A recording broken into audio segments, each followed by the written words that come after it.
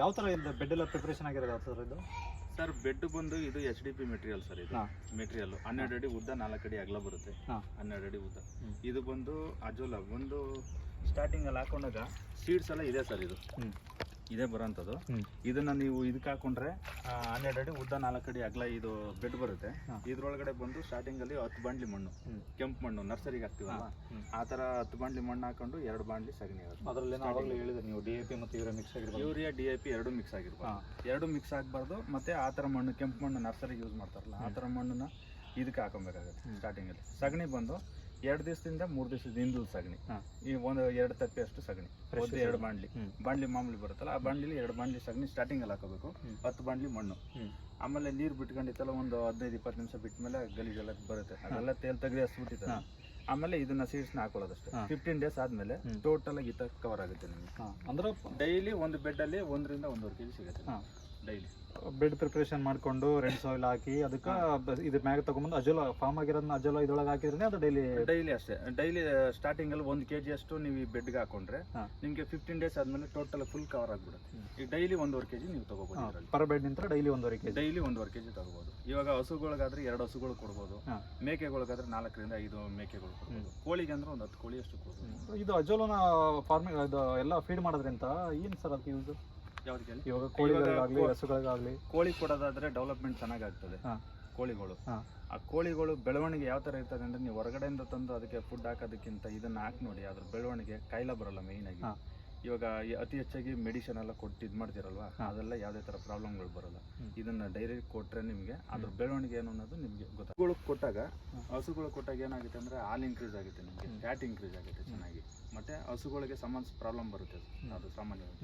ಈ ಅಜೋಲಾ ಕೊಡೋದ್ರಿಂದ ಏನಾಗುತ್ತೆ ಅಂದ್ರೆ ಆ ಪ್ರಾಬ್ಲಮ್ ನಿಮಗೆ 100% ಸಾಲ್ವ್ ಆಗುತ್ತೆ. ಡಾಕ್ಟರ್ಗಳಿಗೆ ಅದು ಎಲ್ಲ ಆ ಪ್ರಾಬ್ಲಮ್ನೆಲ್ಲ ಸಾಲ್ವ್ ಗೊತ್ತಿರುತ್ತೆ. ಹಸುಗಳಿಗೆ HF ಹಸುಗಳಲ್ಲಿ ಸಾಮಾನ್ಯವಾಗಿ ಬರ್ತಾವೆ.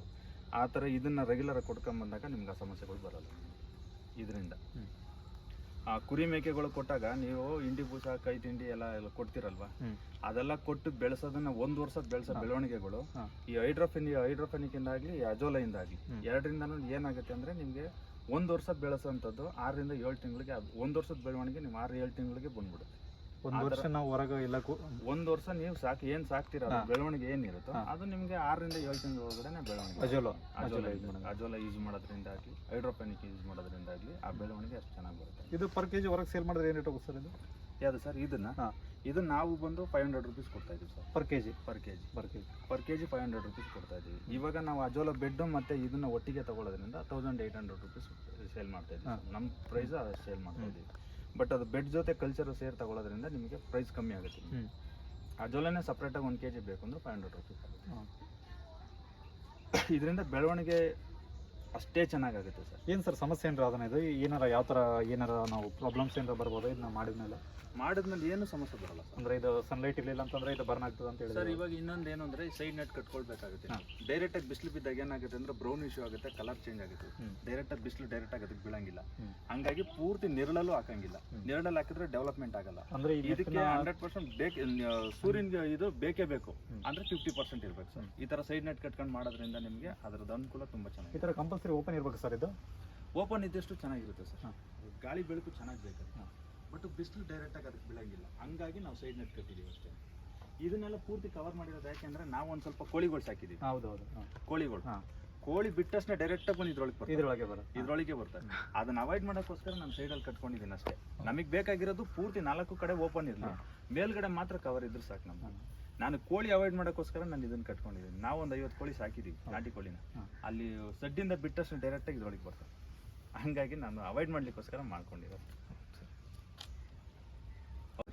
ಡೈಲಿ ಈ ಥರದ್ರಲ್ಲಿ 1.5 kg ಅಷ್ಟು ಸರ್. ಅಲ್ಲಲ್ಲಿ ಒಂದು ಸ್ವಲ್ಪ ತಗೊಂಡ್ರೆ ಇದರಲ್ಲಿ 1.5 kg ಸಿಗುತ್ತೆ ಸರ್. ಮತ್ತೆ ನೆಕ್ಸ್ಟ್ ಡೇ ಅದು ಎಷ್ಟು ಆಗಿರುತ್ತೋ ಅಷ್ಟು ರಿಕವರ್ ಆಗಿಬಿಡುತ್ತೆ ಸರ್. ಫುಲ್ ರಿಕವರ್ ಆಗಿಬಿಡುತ್ತೆ ಸರ್. 1.5 kg ಏನು ತೆಗ್ದಿರ್ತೀರಿ ಅದು ಪೂರ್ತಿ ರಿಕವರ್ ಆಗಿಬಿಡುತ್ತೆ ನಿಮಗೆ.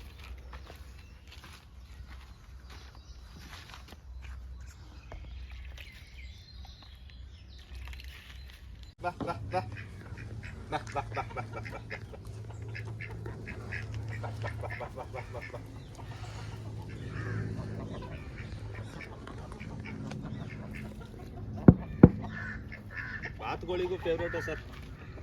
ಅಲ್ಲಿಗೆ ಹೋಗ್ಬಿಡುತ್ತೆ ಸರ್, ಹಿಡ್ಕೊಂಬರ್ಬೇಕು ಅದನ್ನ.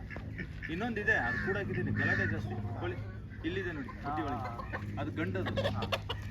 ಕೋಳಿಗಳಿಗೆಲ್ಲ ಕಡಿಯುತ್ತೆ.